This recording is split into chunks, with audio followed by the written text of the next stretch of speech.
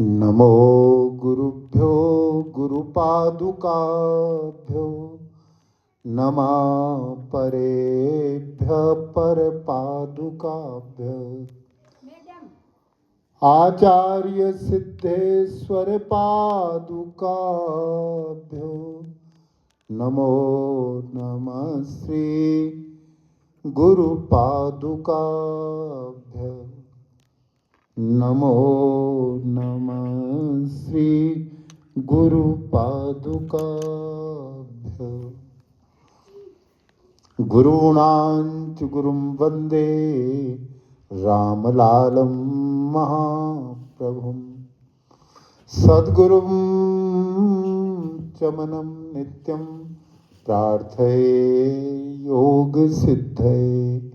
ओम यो ब्रह्माणं विदधाति पूर्वं यो वै वेदांश्च प्रणोति तस्मै तं हदेव आत्मबुद्धिप्रकाशं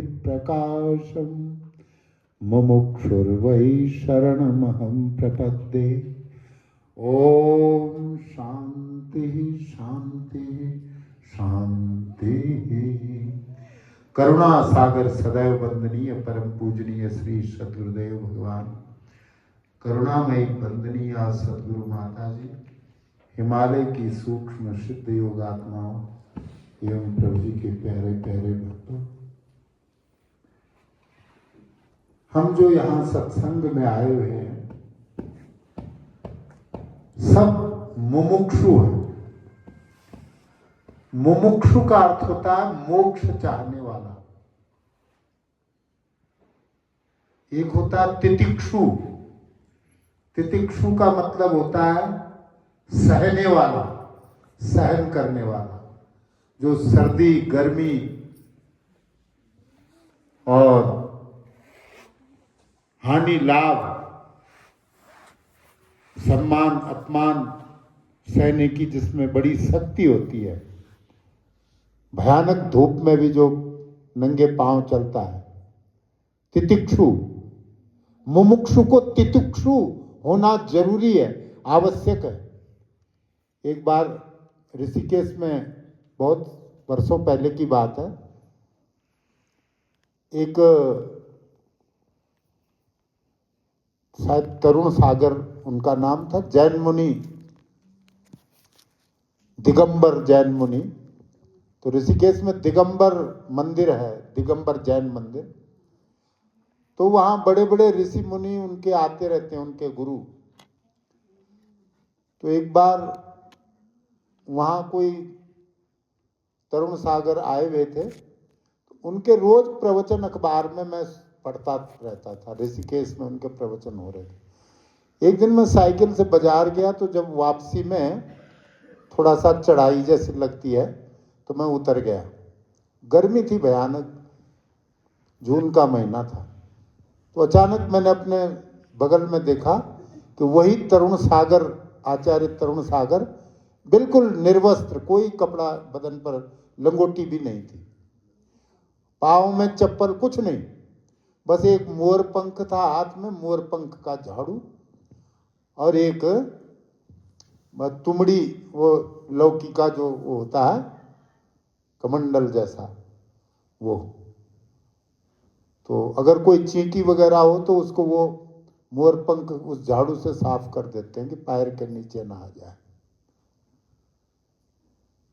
तो भयानक गर्मी की उसमें बाहर निकलना, गर्म हवा चल रही थी जैसे आग के झोंके चलते हैं। और वो तो इतने बहुत ही फेमस बाबा, लेकिन कोई उनके साथ एक भी आदमी नहीं था। वो अकेले हरिद्वार की तरफ जा रहे थे। वो गाड़ी में नहीं बैठते, गाड़ी में नहीं बैठते। वो कहीं भी जाना तो पैदल ही चलते हैं, चाहे 1 महीना लगे, 2 महीना लगे। अब बरसात है तब भी नहीं, बिना छाता के ही। सर्दी है तब भी, धूप भयानक, और वो नंगे पांव, कपड़ा कोई नहीं शरीर पर, लंगोटी भी नहीं, कुछ नहीं। अचानक मैंने देखा अपने बगल में, तो मैं एकदम से चौंका जैसे। उन्होंने भी मुझे देखा कि ये चौंक गया। मैंने सोचा ये क्या है, क्योंकि वहीं पर उतरा मैं साइकिल से, अचानक वहां से चढ़ाई जैसे थी। तितिक्षु, सहन, शरीर कितना बर्दाश्त कर सकता है, क्योंकि शरीर जो है वो भौतिक भौतिक है ना शरीर। शरीर से हमारा ध्यान हट करके आत्मा में कैसे एकाग्र होगा? जब आत्मा में वो एकाग्र होगा तभी वो मोक्ष का अधिकारी बनेगा। जब तक वो शरीर भाव में है वो मुक्ति का अधिकारी नहीं हो सकता। जब तक वो शरीर के बारे में चिंता कर रहा है तो ऐसा लगे कि मेरा शरीर ही नहीं है। क्योंकि अगर हमको ऐसा लगेगा कि हमारा शरीर है तो पांव भी जलेंगे, फिर तो धूप में गर्मी भी लगेगी। अगर हिमालय में जो योगी रहते हैं वो सब तितिक्षु हैं, वो भी कोई कपड़ा नहीं पहनते, उनको ठंडी नहीं लगती, वो पसीने में तरबतर हो रहे हैं, क्योंकि उन्होंने अपने मन को इतना साध लिया है। जो साधना करे, जो साधे, उसी को तो साधु कहते हैं। जो साधना करता है ना उसी को साधु कहते हैं। साधु माने जिसने साध लिया, या जो साधना कर रहा है, या जिसने साध लिया है अपने मन को, अपने चित्त को। अब जैसे ये मेरे सामने ये नित्य कर्म दीपिका है और इसमें एक शब्द और लिखा है नैमित्तिक कर्म। नित्य कर्म और नैमित्तिक कर्म में क्या फर्क है ये समझ लेना चाहिए। इस पुस्तक में दोनों बातें लिखी हैं, नित्य कर्म और नैमित्तिक कर्म। कर्म तो दोनों में आया है, लेकिन एक नित्य कर्म है, एक नैमित्तिक कर्म है। नित्य कर्म उस कर्म को कहते हैं, नित्य कर्म में वे कर्म आते हैं जिनको करने से कोई लाभ तो नहीं है, लेकिन न करने पर हानि है। जिनको करने पर कोई लाभ नहीं है, लेकिन जिनको करने पर कोई पुण्य नहीं मिलेगा, लेकिन न करने पर पाप होगा, उनको कहते हैं नित्य कर्म। करने पर कोई पुण्य नहीं होगा, लेकिन न करने पर पाप जरूर होगा, उन कर्मों को कहते हैं नित्य कर्म। उनको करना जरूरी है, क्योंकि न करने पर पाप होगा, करने पर कोई पुण्य नहीं होगा। क्योंकि पुण्य से भी बंधन होता है ना, 84 लाख योनियों में जाना पड़ता है। पुण्य भी बंधन का कारक है। आप अगर किसी कामना से अच्छा कर्म करते हैं तो वो भी मुमुक्षु के लिए बुरा है। वो भी अच्छा कर्म कामना से अगर करेंगे तो बंधन में पड़ेंगे। बंधन तो बंधन है, एक सोने की जंजीर है, दूसरी लोहे की जंजीर है। पीड़ा, दोनों ही जंजीरें पीड़ा देती हैं। किसी भी जंजीर से किसी को बांधा जाए तो नित्य कर्म माने जिनको रोजाना करना जरूरी है, न करने पर पाप होगा। इसलिए जो हमारा आरती है, पूजा है, वो नित्य कर्म में आता है। हाँ?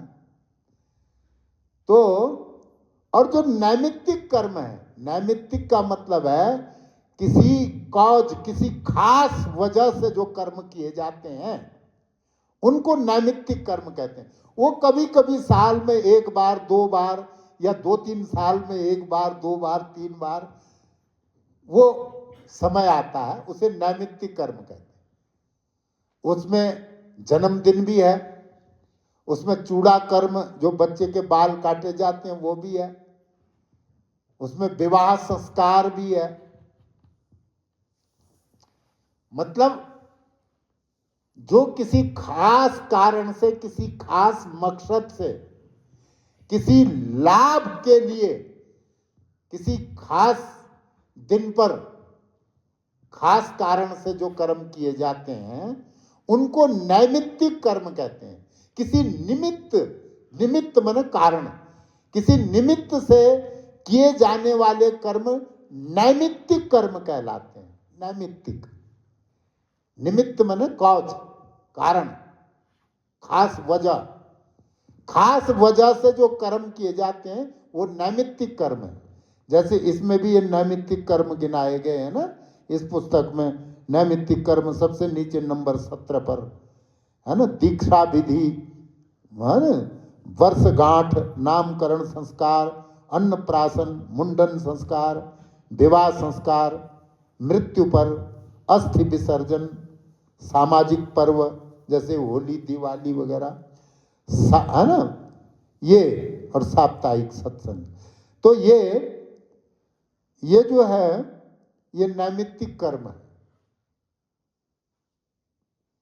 नैमित्तिक कर्म किसी निमित्त से, किसी कारण से किए जाते हैं, और नित्य कर्म जो है वो प्रतिदिन, एवरीडे, प्रतिदिन किए जाने वाले कर्म होते हैं, उनको करना जरूरी होता है। तो मैं कह रहा था कि मोक्ष के लिए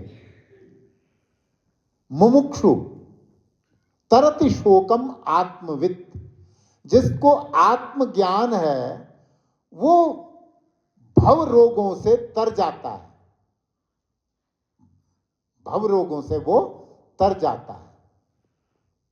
भव रोगों, उसके जो जितने भी भव रोग हैं उनसे वो मुक्त हो जाता है, जो आत्मवित् है, जिसको आत्मज्ञान हो चुका है, जो आत्मज्ञानी है।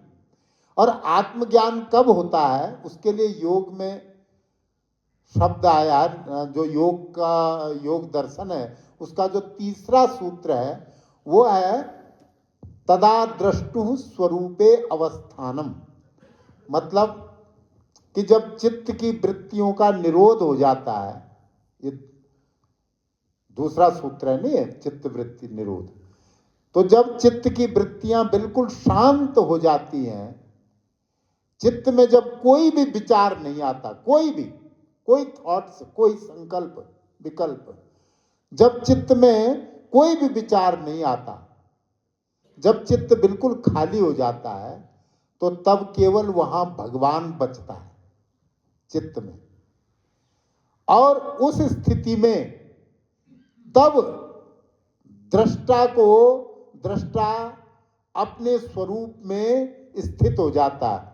तब दृष्टा की अपने स्वरूप में स्थिति, एक्चुअल स्वरूप में, हमारा वो रूप नहीं है जो हमें दिखाई दे रहा है, जो हमें पुकारा जाता है या जिस रूप में हमको देखा जाता है, हमारा जो नाम लिया जाता है या हमारा जो रूप दिखाई दे रहा है, वो हम हैं ही नहीं,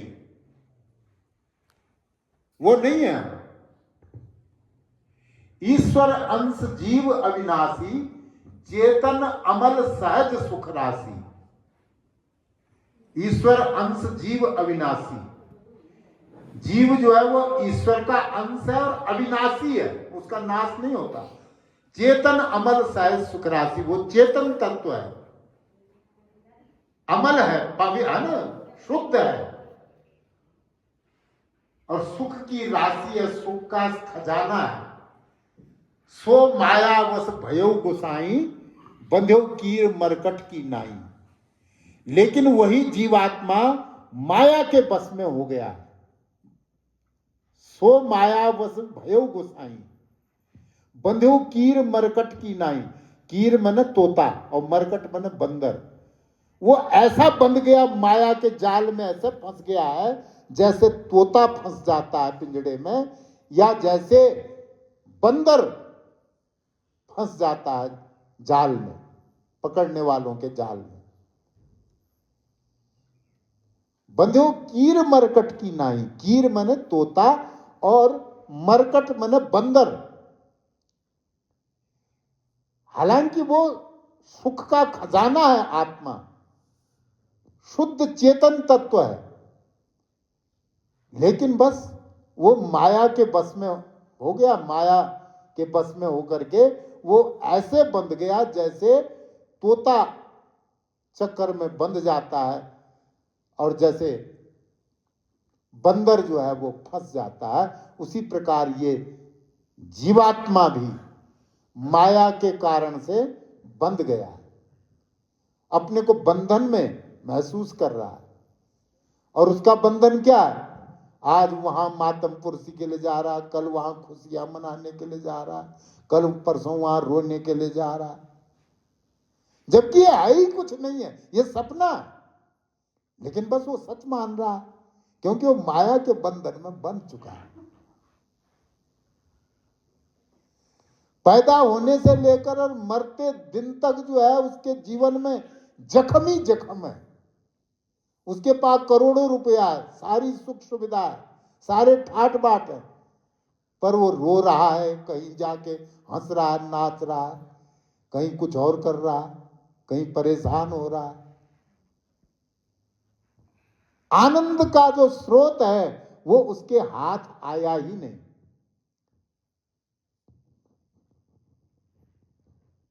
देखिए, जब जीवात्मा शरीर को छोड़ता है तो उस शरीर में रहकर जितने प्रकार के कर्म किए हैं, अच्छे बुरे, खट्टे मीठे, ऊंचे नीचे, जो भी कर्म उसने किए, उन कर्मों का जो गंध, उन कर्मों की गंध, उन कर्मों का संस्कार, उन कर्मों का जो वो होता है, सूक्ष्म जो अणु होते हैं, उन सूक्ष्म अणुओं को लेकर के, उन सूक्ष्म संस्कारों को लेकर ही जीवात्मा शरीर से निकलता है।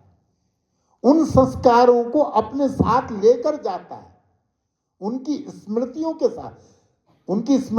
साथ उनके संस्कारों को लेकर के जाता है। अच्छा, यहाँ हिमालय पर चमोली गढ़वाल में एक फूलों की घाटी है, फ्लावर वैली, बहुत ही फेमस है, दुनिया के लोग आते हैं वहां। तो वहां सैकड़ों प्रकार के फूल खिलते हैं और इतनी तेज गंध होती है उन फूलों की कि बेहोशी आने लगती है, इतना सुगंध है। तो वहां से जो हवा चलती है वो दूर तक वहां की सुगंध को ले जाती है। उस घाटी से जो हवा चलती है वो जहां तक जाएगी वहां तक उसकी सुगंध को ले जाती है। तो लोगों को पता लग जाता है कि ये हवा उधर से आ रही है जिधर फ्लावर वैली है, जिधर फूलों की घाटी है। ऐसे ही हमने इस शरीर में रह करके जो मौज मस्तियां की, या जो हमने अच्छे काम किया, जो बुरे काम किए, जितने भी प्रकार के, उन सब का एक, उनकी जो सुगंध या दुर्गंध जो भी है, उनके वो जो संस्कार हैं वो हमारे साथ ही जाएंगे इस शरीर से निकलकर, और आगे जाकर के अगले जन्म के लिए एक्टिवेट होंगे। क्योंकि इन आंखों ने जो देखा है, इन कानों ने जो सुना है, इस जीव ने जो स्वाद चखा है, इस त्वचा ने जो स्पर्श महसूस किया है, वो जो भी जितने भी एक्सपीरियंस हमको है, वो एक्सपीरियंस साथ जाएंगे, वो खत्म नहीं होंगे। और अभी हम जो खा पी रहे हैं, देख रहे हैं, जो कुछ भी हम कर्म कर रहे हैं, जिधर हमारा नेचर हमको ले जा रहा है, ये पिछले ये वहीं के संस्कार आए हुए हैं साथ में। ये जो हम पीछे मौज मस्ती या जो भी हमने किया पीछे, इससे पहले वाले बर्थ में, इससे पहले वाले जन्म में, वही तो एक्टिवेट हो, वही हमको सत्संग भी ला रहे, या वही हमको गलत काम करने के लिए ले जा रहे, या वही हमको सब माल इकट्ठा करवा रहे, या वही हमको जो भी है, मतलब वो पीछे का जो संस्कार लेके आए हैं वो एक्टिवेट है अभी। ये सत्संग में भी वही पिछली बर्थ के संस्कार हमको यहाँ टिकरी तक दौड़ा रहे हैं। और अभी हमने जो किया इस शरीर में, जो कुछ भी, उसके जो संस्कार हैं, उसके जो एक्सपीरियंस है, वो अब आगे हमारे साथ चलेंगे। शरीर तो नहीं जाएगा, पर शरीर में रह करके जो जो हमको एक्सपीरियंस हुए, जो जो हमने किया, वो खत्म नहीं होगा, वो तो साथ ही जाना है। इसीलिए कहते हैं कि भाई अपनी इंद्रियों को बस में रखो, आंखों से बुरा मत देखो, कानों से बुरा मत सुनो, जीभ से गलत गंदा स्वाद मत लो। ये इंद्रियां, इनके जो भोग हैं इन इंद्रियों के, जैसे आंखों का भोग रूप है, जीभ का जो है वो रस है, नाक का गंध है, त्वचा ये जो खाल है इसका भोग है स्पर्श, और कानों का भोग है शब्द। हमको कोई सुंदर बात कह दे, ओ मजा आ जाता है, कोई गाली बक दे तो सीधे मारने पड़ जाते हैं हम उसको। शब्द का प्रभाव, कान है, आंख से रूप देखते हैं तो फौरन मन में भावना आ जाती है, अच्छी या बुरी, जो भी आना है। ये जो भी है इनको तन्मात्रा कहते हैं। पंच ज्ञानेंद्रियां जो है, ये जो मैंने गिनाई अभी, आंख, नाक, कान, मुंह, ये तो पंच ज्ञानेंद्रियां हैं। पर ये जिन चीजों को ग्रहण करती हैं उनको तन्मात्रा कहते हैं। जैसे आंख का विषय, आंख का सब्जेक्ट रूप देखना है, तो रूप क्या है? वो तन्मात्रा है, पंच तन्मात्राएं। पांच ज्ञानेंद्रियों के जो पांच सब्जेक्ट हैं उनको पंच तन्मात्रा कहते हैं, मात्रा। तो वो जो पंच तन्मात्राएं हैं उनका एक्सपीरियंस हमारे साथ ही जाएगा, वो खत्म नहीं होगा। अब वो बात अलग है कि कोई समाधि का अभ्यास करे और समाधि, है ना, वो संप्रज्ञात समाधि और फिर उसके बाद असंप्रज्ञात समाधि, निर्वीत समाधि, निर्विकल्प समाधि। तो कोई समाधि में चला जाए तब तो सारी कहानी खत्म है, फिर तो सारा कर्म ही जल जाएगा, फिर तो मोक्ष हो जाएगा। पर समाधि शब्द कहना सरल है, वो स्थिति बहुत ऊंची और बहुत ही, उसके लिए तो बड़ा भारी संघर्ष करना पड़ेगा। खालिस होने के लिए, शुद्ध होने के लिए बड़ा संघर्ष करना पड़ेगा। समाधि व्यवसायात्मिका बुद्धि समाधौ न विधीयते। तो जो है बात यह है कि ये जो संस्कार हैं अभी इस शरीर में, जो कुछ भी हम कर्म कर रहे हैं, उन कर्मों का जो संस्कार बीज समझिए आप उसे।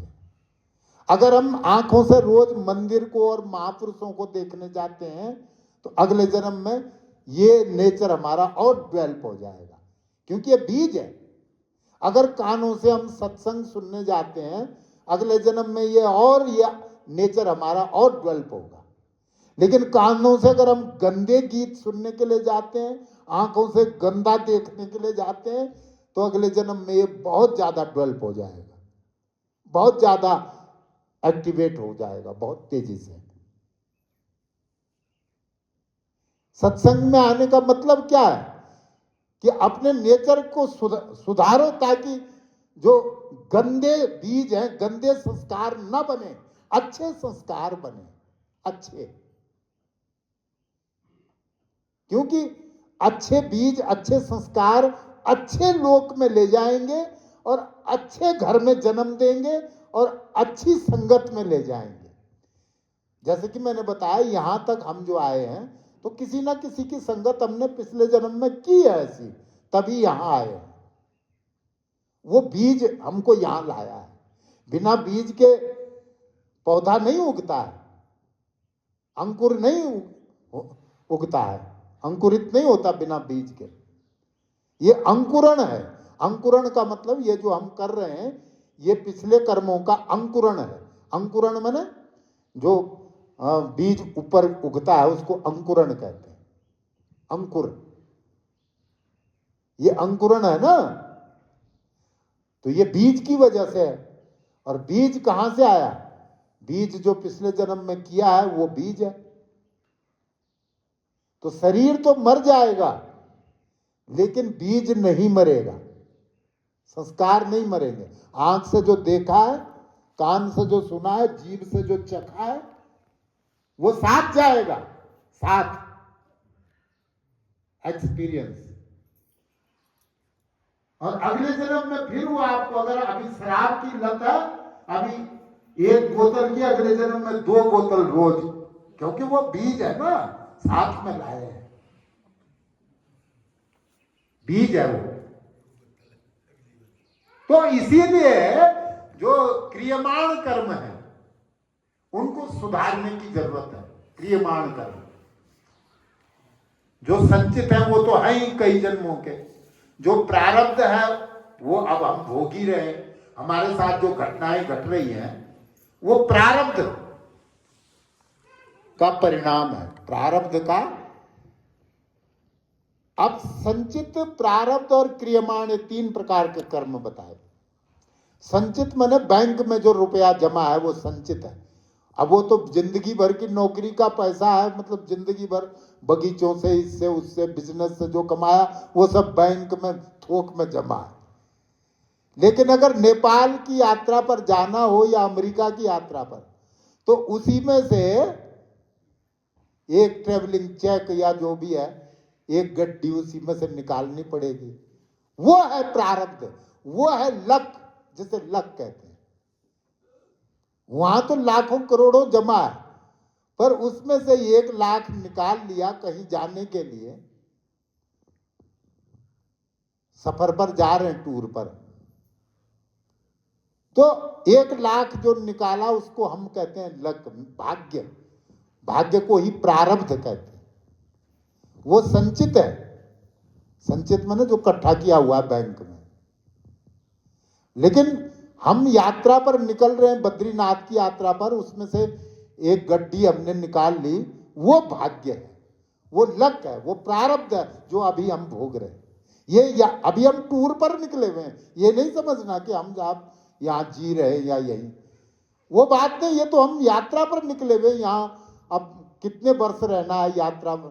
70 साल की यात्रा हमारी, कि 80 साल की है, कि 90 साल की है? वो जितना जेब में लाया है उतने ही साल की यात्रा है वो, जितना ट्रेवलिंग चेक, जितना वहां से निकाल के लाए हैं। जिस दिन जेब खाली हो जाएगी उस दिन बैरक वापस। अब वो जो लाया है जितना, वो भोगना है। उसमें खट्टे भी और मीठे फल दोनों तरह के हैं ना। प्रारब्ध है। एक झोली में है फूल छिपे हैं, एक में कांटे, कुछ कारण होगा, ऐसा भजन गाते हैं ना। तो वो जो एक झोली में फूल छिपे हैं, एक में कांटे, उसको प्रारब्ध कहते हैं, उसको लक कहते हैं, उसको भाग्य कहते हैं। कुछ कारण होगा, एक भजन गाते हैं ना यहां। भाग्य मतलब वहां से हमने जो स्टोर है उसमें से एक बोरा खींच लिया। वहां तो हजारों बोरे हैं हमने इकट्ठे किए हुए हैं, उसमें से बिना देखे एक बोरा हमने खींच लिया कि भाई हम इस बोरे में जो माल है इसी को खर्च करेंगे, हमें टूर पर जाना है। तो उसमें से कुछ खट्टे भी हैं, कुछ मीठे भी हैं, कुछ कड़वे भी हैं। कभी कोई मर रहा तो हाहाकार मचा हुआ, कभी किसी की शादी हो रही है तो नाच रहे हैं, डांस कर रहे हैं। ये उस बोरे से निकले हुए खट्टे मीठे फल हैं जो साथ लेके आए हो इस टूर पर। लेकिन जल्दी ये टूर खत्म भी हो जाएगा, उसके लिए तैयारियां रखो। ये टूर जल्दी खत्म हो जाएगा। जैसे एक लंबा सपना है ये, रात में तो क्या होता है, 5-6 घंटे का सपना होता है, और ये 70-80 साल का लंबा सपना है, जिसे हम असली समझ रहे हैं कि मैं, मेरी 4 बगीचे 14 कोठियां, ये सब सपने में देख रहे हैं। एक्चुअल में ये एक्चुअल में सपने में देख रहे हैं। ये लंबा सपना है, 70 साल 80 साल तक चलने वाला लॉन्ग टाइम का सपना है ये भी सपना। ये गारंटीड बात है कि ये सपना, ये सत्य नहीं है। क्योंकि बस जैसे ही शरीर छूटा वैसे ही सब खत्म। जैसे नींद खुल जाने पर रात की जो कुछ देखा वो सब झूठ, खत्म। ऐसे ही जैसे ही आंख बंद होगी, जैसे ही शरीर छूटेगा, सारी कहानी खत्म, कुछ नहीं। और टूर अब खत्म होने वाला है जल्दी। सब टूर पर आए हुए हैं। ये तो सब जो है ना काल के गाल में बैठे हैं, अपने हाथ में तो किसी के लाइफ है ही नहीं। कोई माई का लाल चाहे तो बीमारी से नहीं बच सकता है, चाहे कि मैं बीमारी ना पड़ूं तो ऐसा नहीं होगा, या मेरे साथ कोई दुर्घटना ही ना घटे ऐसा भी नहीं होगा, या मैं जो चाहूं वो मुझे मिल जाए ऐसा भी नहीं होगा, या मैं चाहूं कि बड़ी भारी सेब की फसल हो जाए, नहीं होगा। हो सकता है ओला गिरे और 2 फल भी ना लगे। आपके हाथ में तो कुछ है ही नहीं। क्या है आपके हाथ में? कुछ नहीं है ना। तो वही कि एक भगत हुए नारायण, वो कहते हैं, नारायण संसार में भूपति भये अनेक, मैं मेरा करते रहे ले न गए संग एक। नारायण संसार में भूपति भये अनेक, मैं मेरा करते रहे ले न गए संग एक। लेकिन हमें दूसरों के दोषों को देखने में, कहने में बड़ा आनंद आता। एक बार हमने एक लेखक का पढ़ा था, निंदा रस, कि सबसे ज्यादा आनंद निंदा करने में आता है। सबसे ज्यादा आनंद किसी की भी निंदा करने में बड़ा आनंद आता है, कि सुनने में और करने में, है ना। तो नारायण कहते हैं कि तेरे भावे जो करे भलो बुरो संसार, नारायण तू बैठ के अपनो भवन बुहार। तेरे भावे जो करे भलो बुरो संसार, नारायण तू बैठकर अपनो भवन बुहार।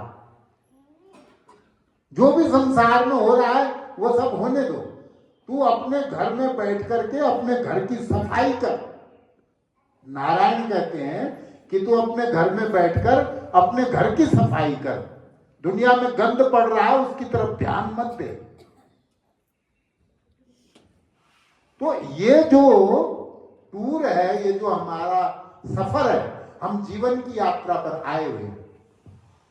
अब हम अपने जीवन पर नजर डालेंगे कि इस जीवन में हमने क्या पाया, क्या खोया, किस लिए हम आए थे इस टूर पर, और क्या हमने पाया, और क्या अब हम जो है क्या लेकर के जा रहे हैं, ये हमको विचार करना होगा।